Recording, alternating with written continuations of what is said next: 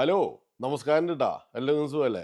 നമ്മുടെ നാട്ടുകാര് പലരും പുറത്തു പോയുള്ള ആൾക്കാർ എന്നെ പോലത്തെ ആൾക്കാരൊക്കെയും പറയും പോലീസിന്റെ പണി എന്ന് പറഞ്ഞിട്ടുണ്ടല്ലോ അടിപൊളി. അത് പുറം നാട്ടുകളിലാ. നമ്മുടെ നാട്ടിലെ പോലീസുകാരെ പോലെ ഒന്നല്ല. അനാവശ്യമായിട്ടൊരു വാക്ക് പറയുകയോ ഒന്നുമില്ല. എന്തിനും കാര്യങ്ങൾക്ക് നമ്മുടെ അടുത്തേക്ക് നമ്മൾ തന്നെ ഓവർ സ്പീഡിൽ പോയിട്ട് അല്ലെങ്കിൽ എന്ത് അലമ്പ് കാണിച്ച് പിടിച്ചാൽ തന്നെയും അവർ വരുമ്പോൾ അവർ വളരെ കൂളായിട്ട് ചിരിച്ചിട്ട് അവിടെ കുട്ടാ സുഖല്ലേ, എന്തൊക്കെയുണ്ട വിശേഷം എന്നൊക്കെ ചോദിച്ചിട്ട് വളരെ കൂളായിട്ട് വരും അവര്. അപ്പോൾ അത് ഭയങ്കര ഒരു ഇതാണ് എന്നൊക്കെ പറഞ്ഞിട്ട് നമ്മൾ ഇങ്ങനെ പറയാറുണ്ട്. അപ്പോൾ ഞാൻ നിങ്ങൾക്ക് ഇപ്പോൾ ഒരു വീഡിയോ കാണിച്ചു തരാം. ആ വീഡിയോയിലത്തെ ഒരു കഥാപാത്രം എന്ന് പറയുന്നത് ഇന്നത്തെ നമ്മുടെ വിഷയം കാറാണ്, കാറ്. അപ്പോൾ എൻ്റെ കൂട്ടുകാരൻ എന്താ പറയുക, ക്ലാ ക്ലാ ക്ലീ ക്ലീ ക്ലൂ ക്ലൂ, എൻ്റെ കൂട്ടുകാരൻ തിരിഞ്ഞു നോക്കിയപ്പോൾ അവൻ്റെ ഡ്രൈവേയിൽ അവൻ്റെ ഗാരേജിൻ്റെ മുമ്പിൽ ഒരു കാറ് കൊണ്ടിട്ടേക്കാണ്.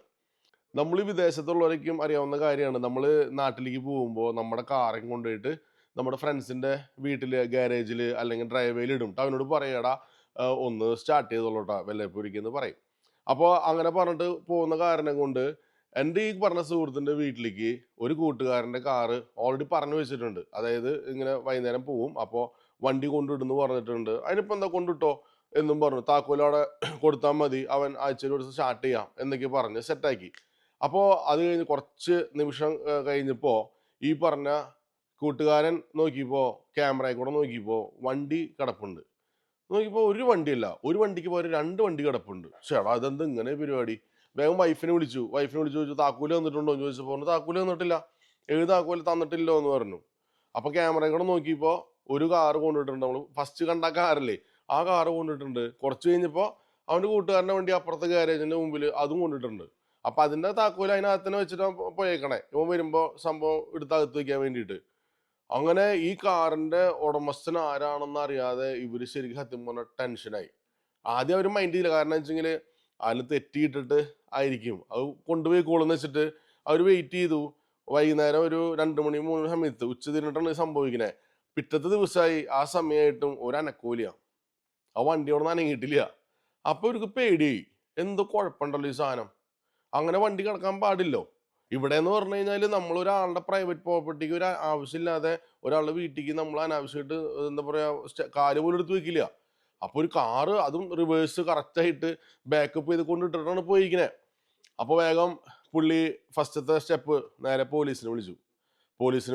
പോലീസിനോട് കാര്യം പറഞ്ഞു. ഇങ്ങനെ ഒരു വണ്ടി ഒരെണ്ണം കിടപ്പുണ്ട് സസ്പീഷ്യസ് ആയിട്ട്, എൻ്റെ ഗാരേജ് കിടപ്പുണ്ട്, ഗാരേജിന് മുമ്പിൽ കിടപ്പുണ്ടെന്ന് പറഞ്ഞു.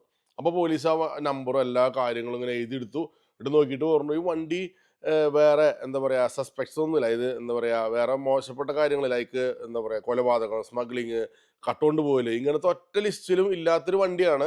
അപ്പൊ അത് കാരണം കൊണ്ട് ഞങ്ങൾക്കൊന്നും ചെയ്യാൻ പറ്റില്ല എന്ന് പറഞ്ഞു. അപ്പൊ നമ്മുടെ കൂട്ടുകാരൻ ചോദിച്ചു എങ്ങനെയാന്ന് ഒന്നുകൂടിയും പറഞ്ഞേ എന്ന് പറഞ്ഞു. ഇതൊരു പ്രൈവറ്റ് പ്രോപ്പർട്ടിയാണ്. ആ പ്രൈവറ്റ് പ്രോപ്പർട്ടിയിൽ കിടക്കുന്ന വണ്ടികള് സോഫാർ ഒരു കുഴപ്പവും ഇല്ലാത്ത, അതായത് ഒരു കംപ്ലൈന്റോ ഒന്നും ഇല്ലാത്ത സിറ്റുവേഷനിൽ ഞങ്ങൾക്ക് അവിടെ വരാൻ നിർവാഹമില്ല.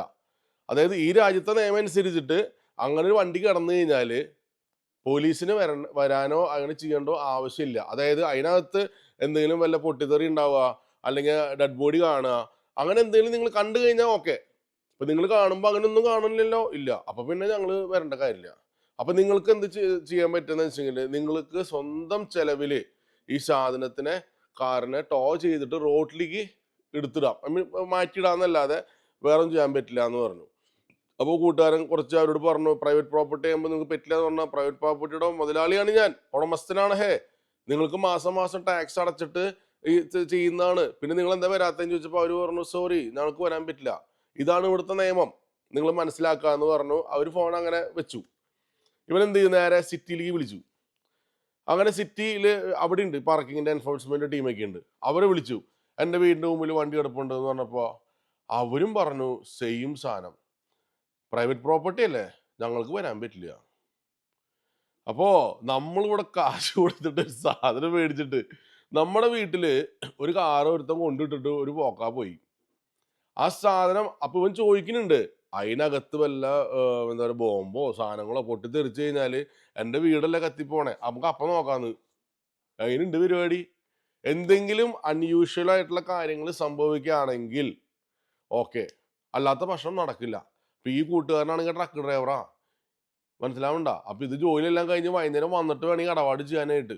അങ്ങനെ മെനക്കെട്ട് ഈ പുള്ളി വന്ന് നോക്കി. ഒരു അനക്കവുമില്ല. ആരും വരണവുമില്ല, ഒന്നുമില്ല. പുള്ളി വന്നിട്ട് എന്തെന്ന് വെച്ച് കഴിഞ്ഞാ അപ്പുറത്തെ വീടുകളിലേക്കും പോയിട്ട് അന്വേഷിച്ചു. ഓപ്പോസിറ്റ് വീട്ടില് കുറെ ഹിന്ദിക്കാര് പിള്ളേരൊക്കെ വാടകയ്ക്ക് താമസിക്കുന്നുണ്ട്.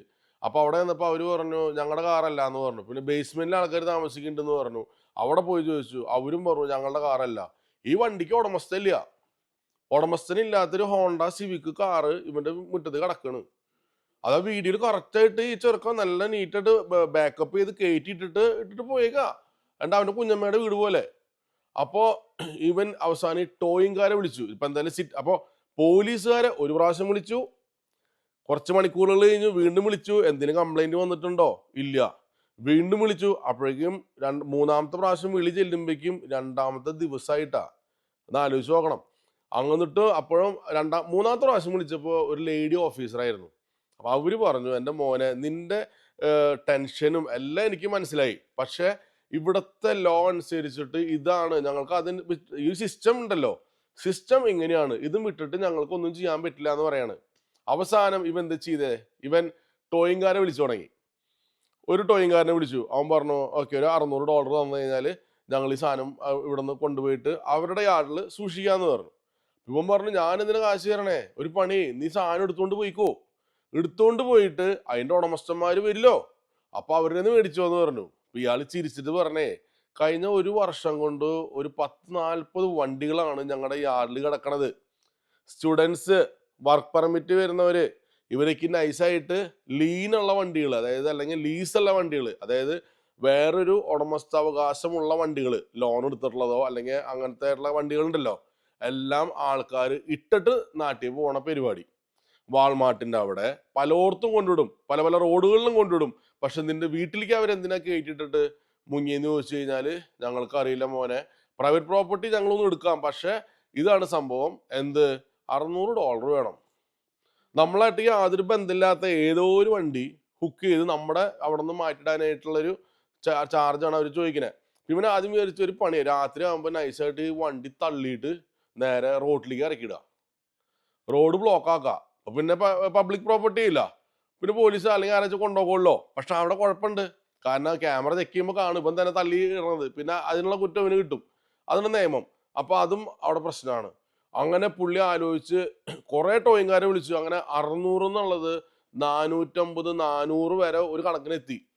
അപ്പൊ ഇവന്റെ ഈ ഒരു വിഷമം ഇങ്ങനെ കണ്ടിട്ട് ഒരു ടോയിങ്കാരൻ പറഞ്ഞു നിങ്ങൾക്ക് വേണ്ട ടീം വേറെയാണ്, റെഡ് ആണ് നിങ്ങൾ ഉദ്ദേശിക്കണത്, അങ്ങനത്തെ ഒരു വാക്കവൻ പറഞ്ഞു. എന്നിട്ട് വേറൊരു ടീമിന്റെ ഒരു അത് കൊടുത്തു. അവരാണ് സത്യം പറഞ്ഞ ഈ സാധനം വന്ന് കൊണ്ടുപോകണത്. നിങ്ങൾ ഈ വീഡിയോയിൽ ഇങ്ങനെ കണ്ടുകൊണ്ടിരിക്കുന്നത്. അപ്പോൾ അവരെന്ന് പറഞ്ഞ എംബറർ എന്ന് പറഞ്ഞിട്ടുള്ളൊരു ടീമാണ്. അവര് ഹോൾ ലണ്ടൻ, ഞങ്ങൾ കാനഡയിലത്തെ ലണ്ടൻ ഒണ്ടാരിയോലത്തെ മൊത്തം ഇങ്ങനത്തെ ഇൻബൗണ്ടിങ് ചെയ്യുന്നവരാണ്. അവര് സാധനം ഫ്രീ ആയിട്ട് കൊണ്ടുപോകും. പക്ക ലീഗലാണ്. പക്ക ലീഗൽ ഫോട്ടോ വീഡിയോ സകല എടുത്തിട്ടാണ് ഈ സാധനം ഒരു കൊണ്ടുപോവാ. അപ്പോ ഇവൻ ചോദിച്ചു ഇനി എങ്ങനെയാണ് ഇനി കാർ ഇവർക്ക് തിരിച്ചു കിട്ടാൻ പോണേ? ഉടമസ്ഥൻ വന്നില്ല എന്ന് വെച്ചെങ്കിൽ അവിടെ കിടക്കും. അത് ഇവിടെ നാട്ടിൽ കണ്ടല്ലേ പോലീസ് സ്റ്റേഷന് മുമ്പിലേക്ക് ഇട്ടേക്കണ പരിപാടി. അതുപോലെ കുറെ കാലം കിടക്കും, പിന്നെ അത് വല്ല ഓപ്ഷനിൽ പോകും, അങ്ങനെ കേട്ട് പോകും. എങ്ങാനും ഉടമസ്ഥൻ വരികയാണെങ്കിൽ നേരെ പോലീസ് സ്റ്റേഷനിൽ പോയിട്ട് പരാതി കൊടുക്കുക. പരാതി കൊടുത്തു കഴിഞ്ഞാൽ അവരത് മോഷണം പോയ വണ്ടിയാക്കി, മനസ്സിലാവണ്ട, സ്റ്റോളൻ വെഹിക്കിൾ ആക്കും. എന്നിട്ട് അവര് പറയും ഇന്ന സ്ഥലത്ത് കിടക്കുന്നുണ്ടെന്ന് പറയും. അപ്പൊ അവിടെ പോയിട്ട് അവിടെ സ്റ്റോറേജ് എടുത്തുകൊണ്ട് പോയ പൈസ പ്ലസ് ഓരോ ദിവസവും അവിടെ കിടന്നതിന് സ്റ്റോറേജ് ഫീ ഉണ്ട്, അത് മുഴുവൻ കൊടുത്തു കഴിഞ്ഞാൽ ഇവര് വണ്ടി വിട്ടുകൊടുക്കും. ഇതാണ് ഇവിടുത്തെ നിയമം. അപ്പോ ഈ ഒരു നിയമം എന്ന് പറഞ്ഞു കഴിഞ്ഞാൽ ഇതും എന്താ പറയാ പക്കാ നിയമമാണെന്ന് ചോദിച്ചു കഴിഞ്ഞാൽ അല്ല. ആ ടീമുകള് അവരങ്ങനെ ചെയ്യുന്നു. അവരുടെ ആട് ഫുള്ളാകുമ്പോൾ അവര് പണി നിർത്തും. മനസ്സിലാവണ്ട, കാരണം ഇതിങ്ങനെ സംഭവിച്ചുകൊണ്ടിരിക്കുകയാണ്. അപ്പൊ ഒരുപാട് ആൾക്കാര് ഇങ്ങനെ വണ്ടികൾ ഇട്ടിട്ട് പോണ ഒരു പരിപാടി ഉണ്ട്. ഈ ടോ ചെയ്യാൻ വന്ന ആൾക്കാർ പറഞ്ഞു പല സ്ഥലങ്ങളിലും നമ്മൾ കണ്ടിട്ടുണ്ട്. പക്ഷേ വീടിന്റെ മുറ്റത്ത് കയറ്റിട്ട് പോണ്ട, എന്തിനാണ് ഇത് ചെയ്തതെന്ന് അവർക്കൊരു പിടുത്തമില്ല. പക്ഷെ അവർ കറക്റ്റായിട്ട് പറഞ്ഞു ഒരുപാട് ആൾക്കാർ ഇപ്പൊ ഇതേമാതിരി വണ്ടികൾ അവിടെ ഇട്ടിട്ട് പോവാണ്. സാധാരണ വാൾമാർട്ട് അങ്ങനത്തെ വലിയ വലിയ ഷോപ്പിംഗ് ഇതുണ്ടല്ലോ, എന്താ പറയുക ഷോപ്പിംഗ് കോംപ്ലക്സേക്കും അതിൻ്റെക്ക് മുമ്പിൽ ഇട്ടിട്ട് പോവാ, അല്ലെങ്കിൽ വല്ല റോഡുകളിൽ ഇടവഴികളിലും കൊണ്ടിടും. വീടിന്റെ മുമ്പിലിട്ട് പോണത് അത് ഇപ്പൊ ഭയങ്കരമായിട്ട് കൂടിയിരിക്കുകയാണ് എന്നൊക്കെ പറഞ്ഞു. ഞാൻ ചിന്തിച്ചത് മറ്റൊരു വിഷയമാണിത്. നമ്മുടെ നാട്ടിലാണെന്ന് വെച്ചെങ്കിൽ അല്ലെങ്കിൽ ഇവിടെ ആണെങ്കിൽ ആക്രേജ് ഹോം എന്ന് പറയും. വലിയ വലിയ പറമ്പുള്ളവർക്കൊക്കെ വേണമെങ്കിൽ സ്വന്തമായിട്ട് വേലി കെട്ടാം, മതിൽ കെട്ടാം, അങ്ങനെയൊക്കെയും ചെയ്യാം നമുക്ക്. ഇവിടെ നമ്മളിപ്പോൾ താമസിക്കുന്ന വീടുകൾ, തൊട്ടടുത്ത് ഇങ്ങനെ വീടുകളുള്ള വീടുകൾ സെറ്റപ്പിനോ ഒരെണ്ണത്തിന് പോലും ഫ്രണ്ടിൽ മതിൽ കെട്ടാനോ ഗേറ്റ് വെക്കാനുള്ള പെർമിഷൻ ഈ പറഞ്ഞ സിറ്റിയോ ഗവൺമെന്റോ ഒന്നും തരണില്ല. അന്നാ നമ്മുടെ ഈ വീടിനൊക്കെയുള്ള വില എന്ന് പറഞ്ഞു കഴിഞ്ഞാൽ ഓൾമോസ്റ്റ് എന്താ പറയാ, വീട്ടിലത്തെ ഒരു നാട്ടിലത്തെ ഒരു 4-5 കോടി രൂപയുള്ള വീടുകളാണ്. അതിനുള്ള വില കൊടുത്തിട്ടാണ് ഈ സാധനക്ക് മേടിച്ച് തല വെച്ചേക്കണേ. ഈ സാധനത്തിന് ഒരു സെക്യൂരിറ്റിയോ ഒരു ഒന്നും തരാനായിട്ട് ഈ പറഞ്ഞ ഇതിനൊരു നിയമ സംവിധാനത്തിന് ഒരു പിണ്ണാക്കൂല എന്ന് പറയില്ലേ. അപ്പൊ ഇവൻ ചോദിക്കുന്നുണ്ട്, ഈ വണ്ടി കൊണ്ടിട്ടു 2 ദിവസമായിട്ട് അനക്കൊന്നും ഇല്ലെങ്കിൽ അവരത് പ്ലാൻ ചെയ്തിട്ട് ഒരു ഹൗസ് ബ്രേക്കിങ്, വീട് തകർത്തിട്ട് അകത്ത് കയറി എടുത്തുകൊണ്ടുള്ള പ്ലാനിങ് ആണെങ്കിലോ എന്തൊക്കെ പോലീസിനോട് ചോദിക്കുന്നുണ്ട്, നിങ്ങൾ ആക്ഷൻ എടുക്കാതിരുന്നു കഴിഞ്ഞാൽ അത് അങ്ങനെയല്ല അവർ വിചാരിക്കുക, കള്ളന്മാർ പ്ലാൻഡ് ആണെങ്കിൽ അങ്ങനെ വിചാരിക്കാന്നൊക്കെയും പറയുന്നുണ്ട്. ഇതൊക്കെയും അവർ പോസിബിലിറ്റി പറയുന്നുണ്ട്, ശരിയാണ്. പക്ഷെ ഒന്നും മോശമായിട്ടൊന്നും സംഭവിക്കാത്തിടത്തോളം സമയം ഞങ്ങൾ ഇവിടെ വരില്ല. അതായത് നമ്മൾ പണ്ടൊരു ഇതിനകത്തുണ്ട്, ഒരു ആളെ രോഗിനെ കൊണ്ടുപോയപ്പോഴേ ഡോക്ടർ ചോദിച്ചു, എന്താ കുറച്ച് നേരത്തെ കൊണ്ടുവരണ്ടെന്ന് ചോദിച്ചപ്പോൾ കൊണ്ടുപോയവർ പറഞ്ഞു, തെങ്ങിന്റെ മുകളിൽ നിന്ന് വീണ് കിട്ടിയിട്ട് വേണ്ടാണ് കൊണ്ടുവരാൻ എന്ന് പറഞ്ഞു. അതേമാതിരി ഈ സാധനം തല്ലി പൊളിച്ച് അകത്ത് കയറി കഴിഞ്ഞാൽ ഓക്കെ, അല്ലെങ്കിൽ നിങ്ങൾ ദൈവഭാഗ്യം ഉണ്ടെങ്കിൽ രക്ഷപ്പെടാന്ന് പറയില്ലേ, ആ പരിപാടിയാ. അപ്പൊ ഞാനിത് പറയണത് കാനഡ പോലത്തെ ഒരു രാജ്യത്ത് പൊട്ട രാജ്യം എന്ന് ഞാൻ ഒരിക്കലും പറയില്ല. രാജ്യം വളരെ നല്ല സൂപ്പർ രാജ്യമാണ്. പണ്ട് കാലത്ത് ഇപ്പൊ ഞാനൊക്കെ വന്ന സമയത്ത് ഒരു ദിവസം രാത്രി വെള്ളമടിച്ചിട്ട് ഞങ്ങളിന് വരിക, ഒരു തറവാടുണ്ട് ഞങ്ങളുടെ ടൊറന്റോയിലായിരുന്നപ്പോൾ. ആ തറവാട്ടിൽ നിന്ന് ഞങ്ങൾ വെള്ളമൊക്കെ അടിച്ച് ഇങ്ങനെ നടന്നു വന്നുകൊണ്ടിരിക്കുന്ന സമയത്ത് മുള്ളാൻ മുട്ടി. അപ്പൊ ഞാൻ വന്നിട്ട് 2 ആഴ്ച ഉണ്ടായിരുന്നുള്ളേ. നമ്മളാ ഒരു നൈസായിട്ട് ഒരു മരം കണ്ടപ്പോൾ വേഗം അതിന്റെ മണ്ടമരയ്ക്ക് ഓടിച്ചു തന്നു.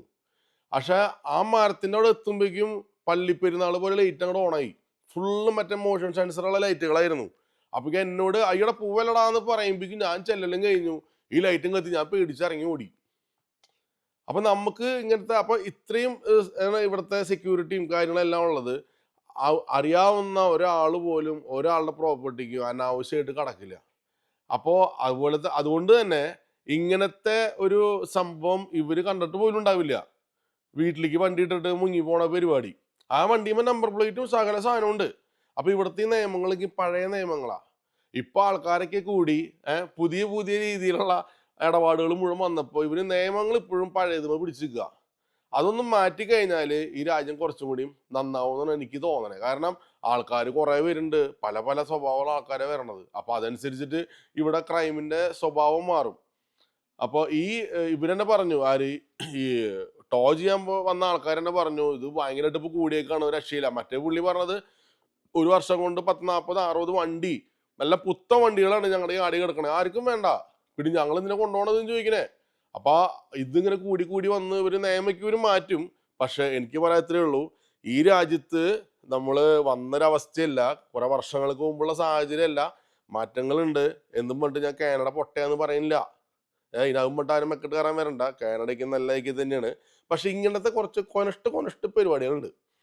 നമ്മുടെ വീടിനും നമ്മുടെ സ്വത്തിനും നമ്മുടെ ജീവനും വലിയ ഗ്യാരണ്ടി കൂടെ പറയണില്ല. അതിന്റെ കാരണം ഇത്രയേ ഉള്ളൂ, പണ്ട് കാലത്ത് ഇങ്ങനത്തെ പ്രശ്നങ്ങളൊന്നും ഈ വക രാജ്യങ്ങളിൽ ഉണ്ടായിരുന്നില്ല.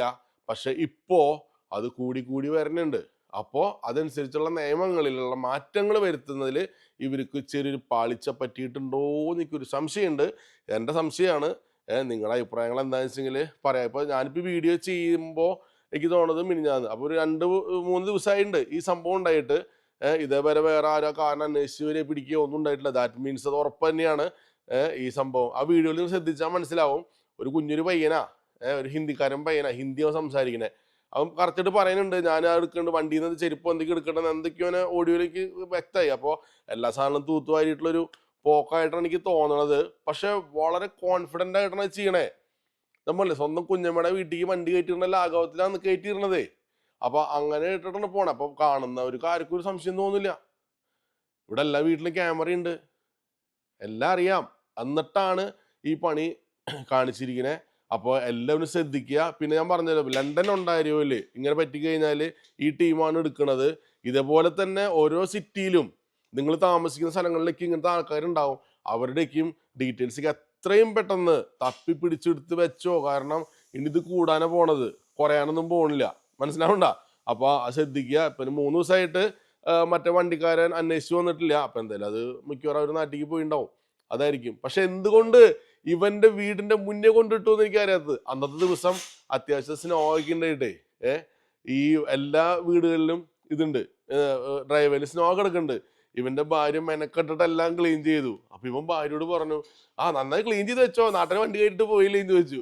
അപ്പൊ എണ്ണ ചോദിച്ചു, കഷ്ടകാലം, ഇതിപ്പോ ക്ലീൻ ചെയ്തായോ ബുദ്ധിമുട്ട് എന്തെങ്കിലും ചോദിച്ചു എന്ന് പറയാ. എന്തായാലും സംഭവം അവസാനിച്ചു. എല്ലാവർക്കും എന്താ പറയാ, അറിഞ്ഞിരിക്കേണ്ട കാര്യമാണ് കേട്ടാ, ശ്രദ്ധിക്കുക. അപ്പൊ വീണ്ടും മറ്റൊരു വീഡിയോ നമുക്ക് കാണാം. ഓക്കെ, ശരി എന്നാ.